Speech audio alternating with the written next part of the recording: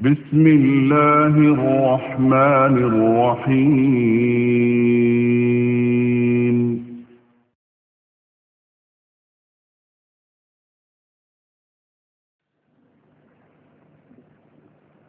السلام عليكم ورحمة الله وبركاته. إن الحمد لله نحمده ونستعينه ونستغفره ونعوذ بالله من شرور أنفسنا وسيئات أعمالنا. من يهده الله فلا مضل له ومن يضلل فلا هادي له. أشهد أن لا إله إلا الله وحده لا شريك له شهادة تكون سبب النعيم المعبد. وأشهد أن محمدا عبده ورسوله النبي المفضل المشرف المؤيد، فهو حامد ومحمود وأحمد. اللهم صل وسلم على الرسول المصطفى محمد صلى الله عليه وسلم وعلى آله وصحبه ومن دعا بدعوته واستنى بسنته واقتفى أثره وسلك نهجه إلى يوم الدين. وبعد، فإن أصدق الحديث كتاب الله، وخير الهدي هدي محمد صلى الله عليه وسلم، وشر الأمور محدثاتها، وكل محدثة بدعة، وكل بدعة ضلالة. ثم أما بعد، فقد قال ربنا في محكم تنزيله: أفحسبتم أنما خلقناكم عبثا. Apakah kamu mengira, wahai manusia, bahwa kamu diciptakan sia-sia, diciptakan tanpa makna, diciptakan tanpa tugas dan kewajiban? Apa kamu mengira bahwa kamu hadir di dunia begitu saja? Setelah lahir disapi 2 tahun, menjadi anak-anak, menjadi remaja, dewasa, nikah, tua, meninggal, apakah hanya untuk itu? Dan dalam rentang waktu lahir sampai mati itu, apakah kamu mengira bahwa kamu hanya untuk minum, makan, bersenang-senang, nikah dan seterusnya? Wa annakum ilaina la turja'un. Dan apa kamu mengira bahwa kamu tidak akan dikembalikan kepada Tuhanmu? Apa kamu mengira bahwa kematian adalah akhir dari segala-galanya? Apa kamu mengira bahwa setelah kematian tidak ada perhitungan? Apa kamu mengira bahwa apa yang kamu lakukan selama hidup kemudian setelah mati kemudian juga hilang punah? Afahasibtum annama khalaqnakum abasa wa annakum ilaina la turja'un. Fata'ala Allahul Malikul Haqq. Maha suci Allah yang maha tinggi, Raja yang benar. Tidak sia-sia kita ciptakan. Manusia diciptakan oleh Allah Subhanahu wa taala dengan suatu tujuan yang sangat jelas. Wa ma khalaqtul jinna wal insa illa liya'budun. Dan tidaklah kuciptakan jin dan manusia itu melainkan untuk menyembah, mentauhidkan, kata Allah Subhanahu wa taala. Dan bahwa manusia setelah meninggal dunia bukan akhir segala-galanya, justru itu dari awal dia harus mempertanggungjawabkan semua apa yang diperbuatnya selama hidup di dunia. Lalu kemudian hanya ada 2 tempat, apakah surga Allah Subhanahu wa taala atau neraka Allah Subhanahu wa taala. Tidak ada tempat di antara 2 tempat, manzilah bainal manzilataini, seperti yang dipahami oleh orang-orang Mu'tazilah.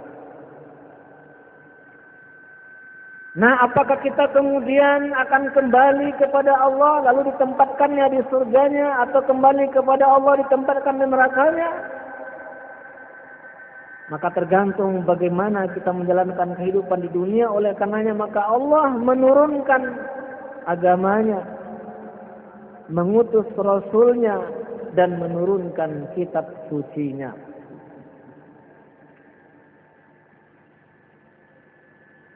Hadirin wal hadirat, jemaah salat maghrib yang berbahagia. Lalu kemudian apa kita mengira bahwa kehadiran ke dunia ini lalu kemudian tidak diuji oleh Allah Subhanahu wa taala. Afahasiban nas ayyaqulu ayusraku amanna, afahasiban nasu ayusraku ayyaqulu amanna wa hum la yuftanun. Apakah manusia mengira bahwa mereka dibiarkan saja mengaku kami beriman, padahal mereka belum diuji. Dan salah satu ujian yang sangat penting dari Allah Subhanahu wa taala kepada manusia itu adalah Allah di samping menciptakan manusia juga menciptakan syaitan. Dan ternyata luar biasa kalau kita balik-balik Al-Quran, sangat banyak kata-kata syaitan, jin dan iblis ini di dalam Al-Quran yang menunjukkan bahwa itu suatu hal yang penting kita pelajari. Kata-kata jin saja ada 23 kali. Kata-kata syaitan ada 73 kali. Dan kata-kata iblis ada 11 kali, total semua 107 kali. Dan di antaranya ada 13 kali Allah mengatakan bahwa syaitan itu musuh nyata bagi kamu.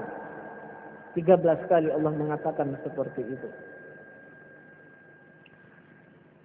Nah, oleh karenanya maka barang siapa yang hidup dan tidak menyadari ada cobaan itu, tidak menyadari ada makhluk lain diciptakan oleh Allah Subhanahu wa taala sebagai cobaan, bagaimana dia menjalankan kehidupan, bagaimana dia merealisasikan penghambaannya kepada Allah Subhanahu wa taala, sudah pasti dikatakan dia akan tertipu. Nah, olehnya karenanya maka berdasarkan banyaknya informasi tentang iblis, syaitan, jin ini dalam Al-Quran, maka para ulama kemudian banyak mengarang kitab, membuat kajian. Ya, apakah namanya Talbis Iblis, karya ulama Abdul Faraj Al-Jauzi, ada Ighasatul Lahfan dan seterusnya, itu dikaji makaidu syaitan, dikaji khutuwatu syaitan, supaya umat paham, supaya umat tidak tertipu, supaya umat kemudian bisa selamat dari tipu daya syaitan ini. Hadirin yang berbahagia, ketahuilah bahwa seluruh penyimpangan dalam agama, pada tataran akidah, pada tataran ibadah, pada tataran akhlak dan muamalah, sudah bisa dipastikan penyebab, provokator yang menggoda untuk melakukan penyimpangan itu adalah syaitan ini. Dan kembali kita tegaskan bahwa jangan mengira bahwa orang yang seumur-umur tidak pernah merasakan kesurupan itu kemudian selamat dari godaan syaitan.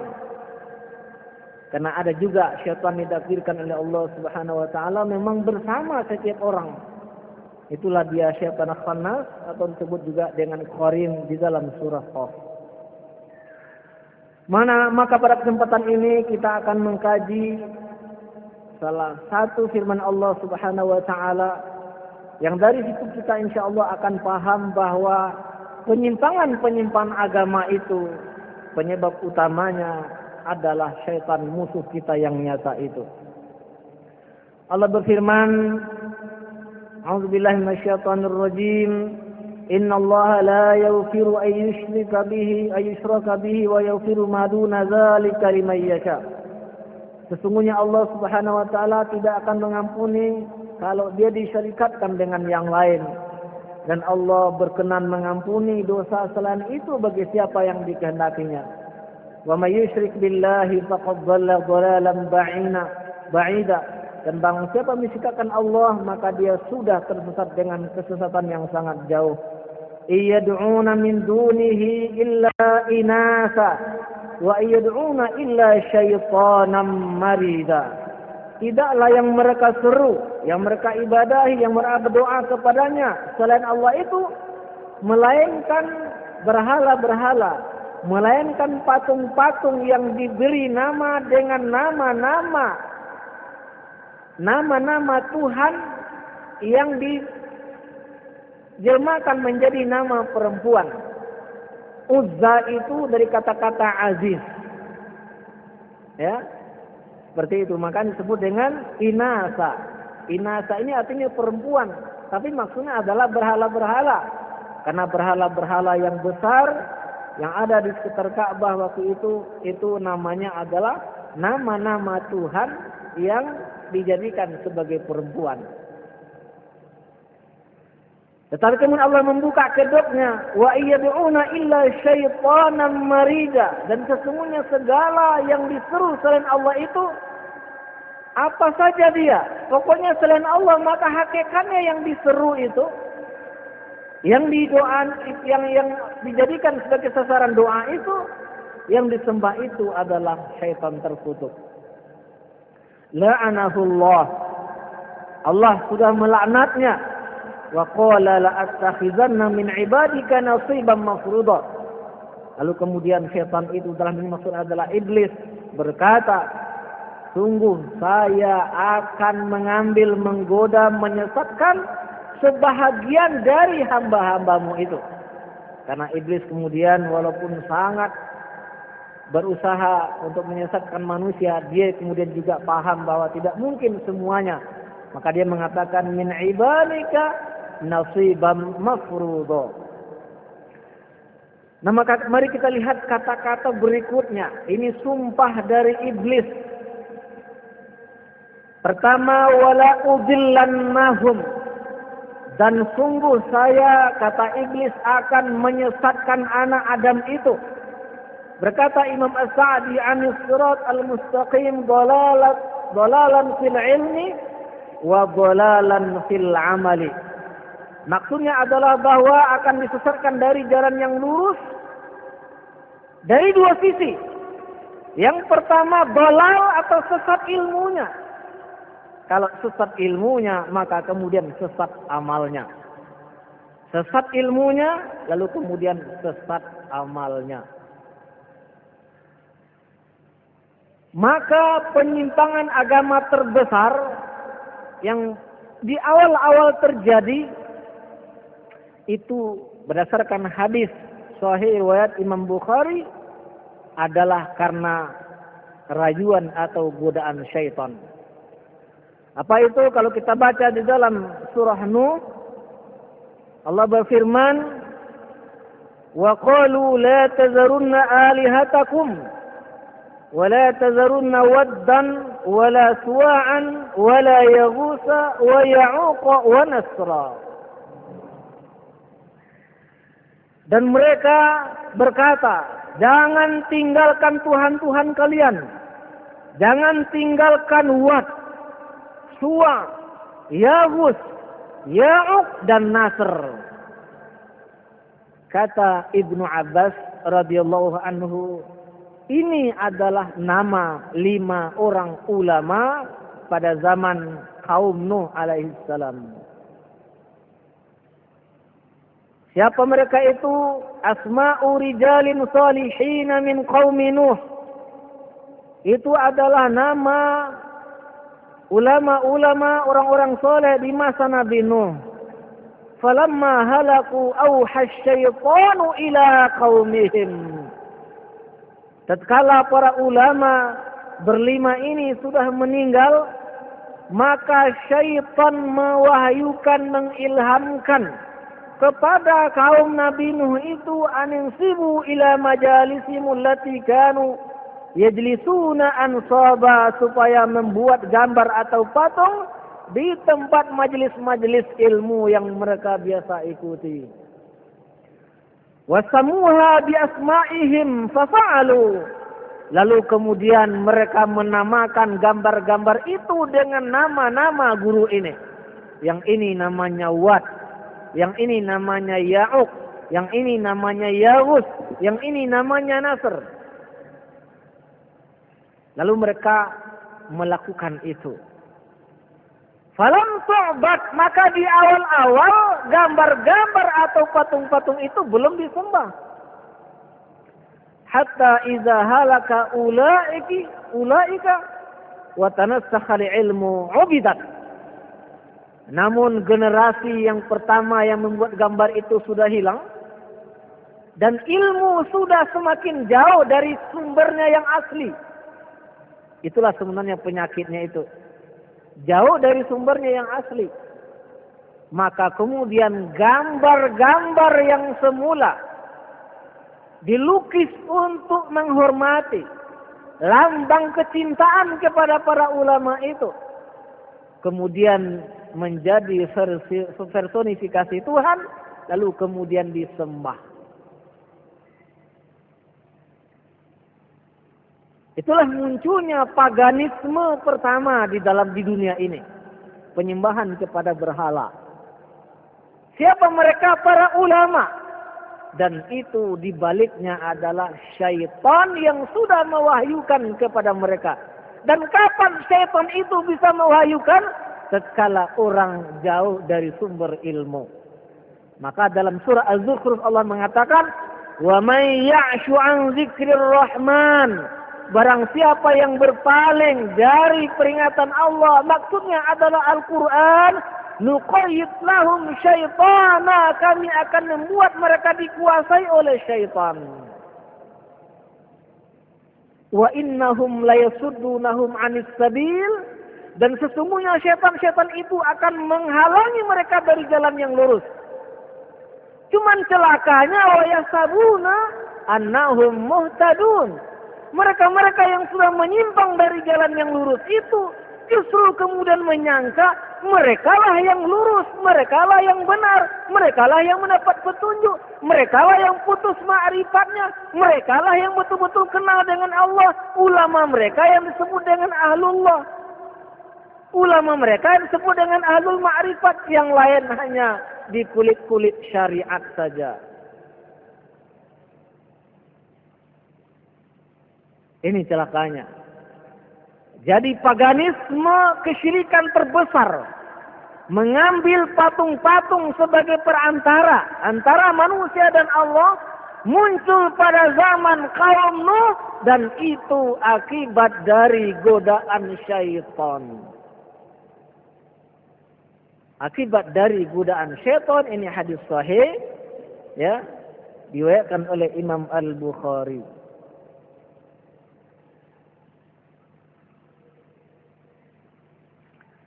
Imam At-Tabari, Imamul Mufassirin. Jadi kalau ada Imam Al-Mufassirin, maka maksudnya adalah Imam Abu Ja'far At-Tabari.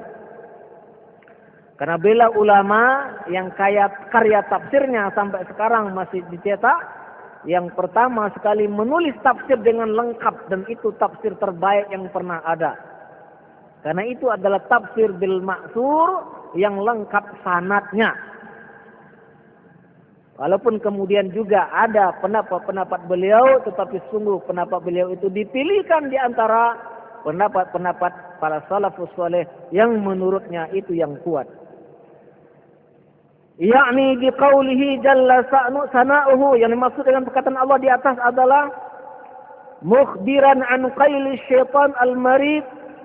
Allah memberitakan tentang ungkapan setan terkutuk, allazi wasafahu sifatahu, yang sudah disebutkan oleh Allah sifatnya fi hadhil ayah, di dalam ayat ini, yaitu kata-kata syaitan wala udillannahum, dan bahwa saya akan menyesatkan manusia. Maksudnya ada apa? Apa maksudnya? Wala asuddannan nasibal mafrud allazi ittakhadahu min ibadika, dan bahwa dia akan menghalangi sekelompok orang-orang yang bisa dikuasainya di antara hamba Tuhan itu, min mahajjatil huda ila dhalal, disesatkan dari petunjuk, dari daerah petunjuk kepada kesesatan. Wa minal islam ilal kufri, dari Islam kepada kekufuran. Wala umanniyannahum, dan akan membuat orang-orang yang dikuasai itu kemudian berangan-angan.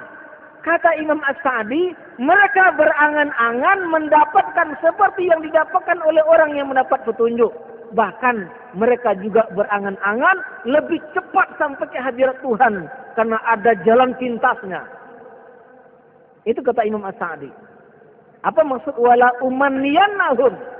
Itu secara bahasanya saya, kata syaitan, akan membuat mereka berangan-angan.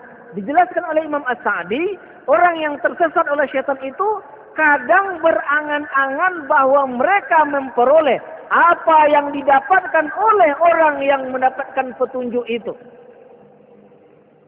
Umpamanya keridhaan Allah, surga Allah, mahabbatullah, seterusnya. Mereka juga mengangan-angankan, walaupun nggak sholat. Kan udah putus ma'rifatnya. Ya kan? Nah, tapi mereka yang mengatakan, mereka yang lebih dulu sampai ke hadirat. Kenapa? Karena mereka sudah tersambung rohaninya dengan orang-orang yang bersambung rohaninya secara sanad sampai kepada Abu Bakar. Ada yang mengatakan sampai kepada Umar, ada yang mengatakan sampai kepada Ali, ada yang mengatakan sampai kepada Utsman, kepada Nabi, kepada Jibril, kepada Allah Subhanahu wa taala. Maka nanti ya yang tidak ikut seperti itu, jangan harap mencium bau surga. Kenapa? Tak ada jalurnya. Ya. Jangan diharap rumah kita katanya akan bisa bercahaya listrik-listrik itu. Walaupun kita banyak memasang lampu neon, lampu kristal, kalau tidak ada channelnya yang tembus ke yang bersambung ke sumber listrik itu. Seperti itu. Hadirin wa hadirat bahagia.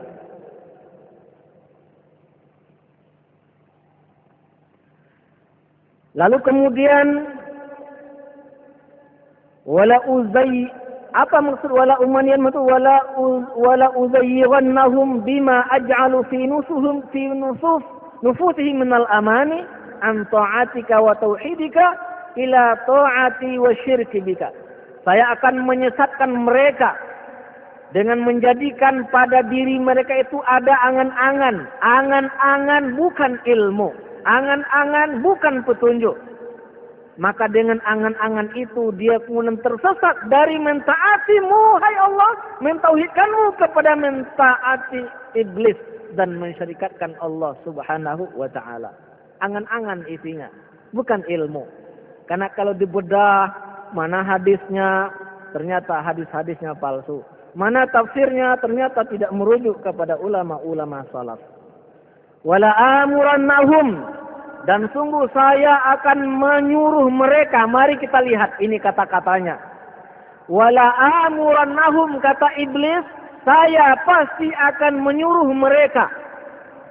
Maka Allah menyebutkan di antara akibat-akibat yang pernah terjadi karena disuruh oleh syaitan itu. Pertama, fala yubattikanna azanal an'am, maka mereka kemudian karena disuruh oleh syaitan, mereka memotong telinga-telinga binatang. Apa maksudnya memotong telinga-telinga binatang itu? Maksudnya ternyata mereka menyebut binatang itu dengan dua sebutan. Yang pertama bahirah, yang kedua saibah. Yang bahirah adalah binatang yang menurut keyakinan orang-orang jahiliyah dan itu dibatalkan oleh Islam, yaitu berbentuk kambing atau unta yang mereka potong telinganya, lalu kemudian mereka biarkan dan tidak boleh ada seorang pun yang menyentuh. Dibiarkan untuk siapa? Ini untuk Tuhan kita. Ternyata persembahan-persembahan binatang itu syaitan yang nyuruh, Pak. Cuman sekarang itu kemudian marak dijadikan pula wisata spiritual. Kadang-kadang dipimpin oleh kepala negara. Kepala sapi, kepala kerbau disedekahkan ke laut, ke gunung, ke sungai, ke jembatan dan sebagainya.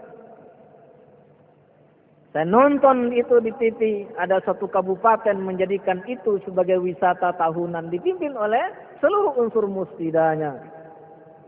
Mudah-mudahan Kabupaten Kampar terbebas dari kesyirikan besar seperti itu. Siapa yang nyuruh, Pak? Wala amurannahum. Saya itu yang nyuruh, kata syaitan. Ya kan? Itu yang bahirah. Kalau yang saibah itu berdasarkan nazar. Kalau yang bahiro, binatang yang digunting telinganya, itu bukan berdasarkan nazar. Mereka aja ini, kita harus mempersembahkan sesuatu sama Tuhan ini. Cari yang terbaik dari kambing atau unta kita. Potong telinganya, dilepaskan. Ini untuk Tuhan ini. Seperti itu.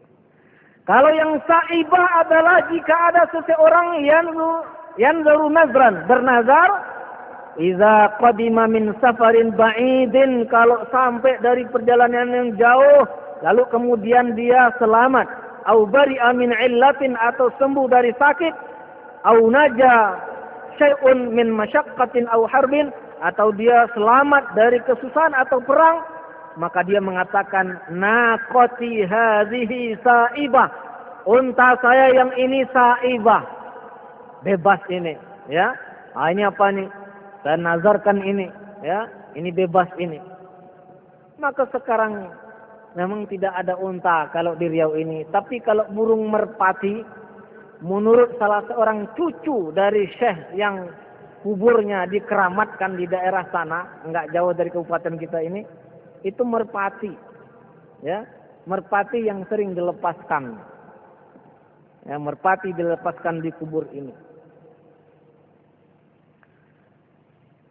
Ini perintah syaitan. Saya kemudian menjadi sangat memahami bagaimana maksudnya itu. Ada banyak kemungkinan.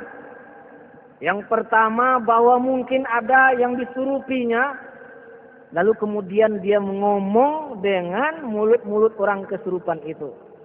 Makanya kalau ada orang kesurupan yang ditangani oleh bukan peruqyah syariah, dia minta macam-macam itu. Kembang 7 rupa katanya, diambil dimakan sama dia. Ya enggak? Minta diasapin kemenyan.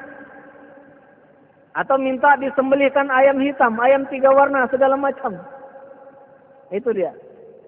Itu dia yang minta, itu setan itu yang minta. Ya. Siapa yang mau mengikuti itu? Yang tadi itu. Ya'shu an zikrir rahman. Dia berpaling dari peringatan Allah, yaitu Al-Quran. Pada Al-Quran sudah mengingatkan, Qul inna salati wa nusuki. Katakan salatku, wa nusuki. Wa nusuki itu biasanya terjemahkan dengan seibadahku. Tapi kalau kita lihat tafsir, maka rata-rata salafus saleh menerjemahkannya atau mentafsirkannya dengan wa zabhi, dan sembelihanku. Ya, maka tidak boleh ada binatang yang disembelih untuk selain Allah Subhanahu wa taala. Wala amurannahum fala yubtikunna adzanal an'am, maka saya menyuruh mereka, karena itu mereka kemudian ikut mau pula memotong telinga binatang. Wala amurannan nasibal mafutli min ibadika, saya juga memerintahkan kelompok atau bagian yang bisa saya kuasai di antara hamba-Mu, hai Allah, kata iblis, bi'ibadati ghairika minal awsan wal andad, untuk mengibadahi selain-Mu, ya, berupa patung-patung atau berhala-berhala, hatta yansaku lahu, sampai mereka kemudian menyembelih binatang kepada berhala-berhala itu. Ini cocok dengan hadis riwayat Imam Bukhari yang kita katakan tadi itu. Itu kerjaan syaitan semua. Wa yuharrimu wa yuhallilu lahu. Lalu kemudian dia mengharamkan sesuatu yang Allah halalkan, atau menghalalkan sesuatu yang Allah haramkan. Wa yashra'u allazi syara'tu lahum. Lalu syariat lahum, dan mereka membuat syariat sesuatu yang tidak disyariatkan kepada mereka. Fa yattabi'uni wa yukhalifunaka, maka kata iblis, mereka ikut saya dan menyelisihimu, wahai Allah Subhanahu wa taala. Ini janji, ini sumpah dari iblis.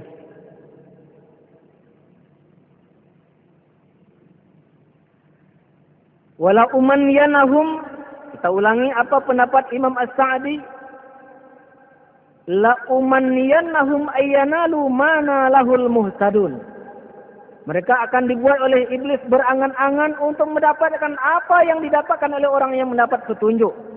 Itu tadi, tak sholat, tapi mengaku duluan sampai kehadirat Allah Subhanahu wa Ta'ala. Tidak puasa dan seterusnya itu. Tidak mengikuti sunnah, ya, tapi mereka yang mengatakan yang mendapatkan karamah dan seterusnya itu. Tidak ada syariat kita harus puasa mutih dengan model macam-macam, puasa pati geni, melakukan tirakat, bertapa di gunung-gunung, di gua-gua, di pinggir sungai, di pinggir pantai dan sebagainya. Tetapi kemudian mereka melakukan itu. Tapi kemudian mereka yang berangan-angan dengan melakukan itu lebih dahulu mencapai karunia Allah daripada orang-orang yang konsisten istiqamah mengikuti Al-Quran dan Sunnah di atas manhaj para salafus soleh seperti itu.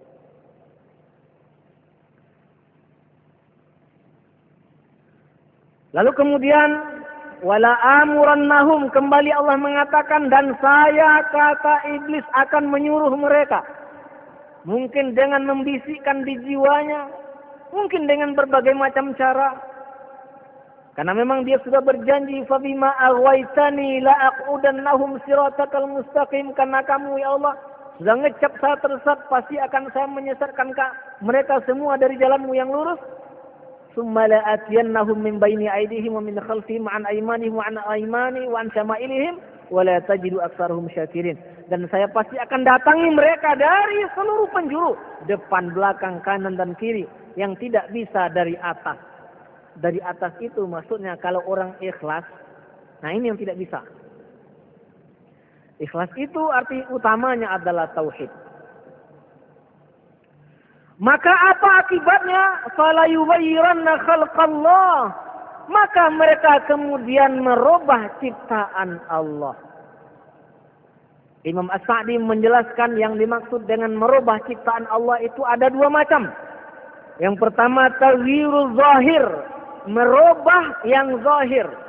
Apa bentuknya? Pertama bil wasyami, membuat tato di badan-badan. Jadi kalau ada orang suka tato, itu ikut perintah syaitan itu. Maka itu dilaknat oleh Allah melalui lisan Rasulullah Shallallahu Alaihi Wasallam. Makanya kalau orang-orang soleh, orang-orang baik, nggak mau dia tato itu. Dan menurut para ahli kriminologi, para kriminolog, memang kalau orang cenderung jahat, dia akan pakai tato itu. Memang itu bisikan dari yang jahat, yaitu syaitan. Itu mereka merubahnya. Wal washar itu sama dengan tafalluj, yaitu mengikir giginya untuk merenggangkannya. Saya nggak tahu apa ini maksudnya behel-behel itu. Ya, nah ini tanya ahli fikih nanti Pak ya. Kita bukan membahas fikihnya. Yang kita bahas itu perintah syaitan, penyimpangan seperti itu. Boleh ciptakan ganteng-ganteng begini ya. Apalagi namas itu wanita-wanita yang ngerjain alisnya. Ya, dicabutin, ditipis-tipisin segala macam. Siapa yang merintah Pak? Syaitan. Kalau kita rasa-rasanya alis biasa ya kan udah cukup Pak ya. Tapi dia pengen lebih dari itu. Karena nanti ada pengiringnya. Alis diginikan, ini di lipstick, disemprotkan begini, dibuka anunya, dipakai baju ketat, itu yang ngiring-ngiring ini itu. Siapa yang perintahkan Pak? Syaitan. Maka seluruh kerusakan itu, ya provokatornya adalah syaitan. Yang kedua adalah taghyirul batin. Dan ini sesuai dengan pendapat Imam At-Tabari setelah mengutip sekian banyak belasan pendapat para salafus saleh. Apa yang dimaksud dengan fala yughayyiranna khalqallah itu? Apa yang maksud dengan perubahan secara batin itu? Yaitu merubah fitrah. Apa yang maksud dengan fitrah agama ini? Fitratullah allati fataran nas 'alaiha. Fa inna Allah Ta'ala khalaqa ibadahu hunafa mafturin 'ala qabulil haqq wa isarihi. Allah Subhanahu wa taala sebenarnya menciptakan manusia itu diberi potensi untuk lurus, suci mau menerima kebenaran dan bahkan mau mementingkan kebenaran. Itu fitrah manusia. Nah itu yang kemudian dirubah. Faja'athumus syayatin. Lalu datang syaitan, dan syaitan ini datang mulai sejak kita lahir. Maka menurut Nabi, tangisan bayi yang pertama lahir itu karena disentuh oleh syaitan. Fajtalathum an hadzal khalqi al-jamil. Maka kemudian manusia-manusia itu ditipu, diselewengkan dari asal penciptaan yang indah ini. Wa zuyyinat lahum syarru wa syirku wal kufru wal fusuq wal isyan, dan dihiasi bagi mereka kejelekan, kesyirikan, kekafiran, kefasikan dan kemaksiatan. Maka seluruh anak-anak, seluruh remaja, seluruh istri kita dan kita sebenarnya itu lurus. Itu ciptaan awalnya itu. Maka jika ada kemudian yang membangkang, ada kemudian yang sangat mudah, susah dinasihati, mudah terselewengkan, itu adalah andil daripada syaitan. Bahkan kemudian Quraisy Shihab menambahkan, apa katanya? Termasuk juga adalah perilaku lesbian dan homoseksual. Dan ini berkorelasi dengan pengakuan salah seorang kawan saya, ahli ruqyah di Malang. Katanya semua orang, maaf bicara, yang menyimpang itu, ya, lesbi dan homo itu, kalau di ruqyah mesti ketemu barang itu katanya. Karena beliau punya banyak pengalaman seperti itu. Karena fitrahnya apa? Laki-laki, perempuan yang dia sukai. Perempuan, laki-laki. Sekarang fitrah itu yang dirubah. Laki-laki menyukai laki-laki, perempuan menyukai perempuan. Tahu enggak akibatnya kalau menurut hadis Nabi? Ya, yang memerankan laki-laki itu namanya fa'il. Yang memerankan perempuan dia laki-laki juga, namanya maf'ul. Fa'il dan fa'ul itu suruh bunuh. Seperti itu. Nah, supaya kita jangan seperti itu, anak-anak seperti itu, maka sebenarnya Islam sudah punya cara untuk menjaga fitrah ini supaya lurus. Apa diantaranya? Kalau anak udah umur 10 tahun, pisahkan antara laki-laki dan perempuan. Mulailah dia menyadari dia laki-laki, ini perempuan. Apalagi beri dia pakaian laki-laki, pakaian laki-laki, perempuan pakaian perempuan. Makanya Allah melaknat laki-laki berpakaian perempuan, perempuan berpakaian laki-laki. Karena Islam itu menginginkan yang laki-laki itu jelas maskulinnya, yang perempuan jelas femininnya. Itu yang fitrah. Nah sekarang enggak, laki-laki rambut dipanjangin pakai anting-anting, jalan letoy-letoy. Nah ini menyimpang dari fitrah. Cuman poin kita di belakangnya siapa, Pak? Musuh kita itu, syaitan seperti itu. Lalu kemudian diperintahkan melakukan ini, melakukan itu, ditambah lagi ya'iduhum, dijanjikan. Kamu kalau mau kaya, datanglah sama orang pintar yang punya bank goib.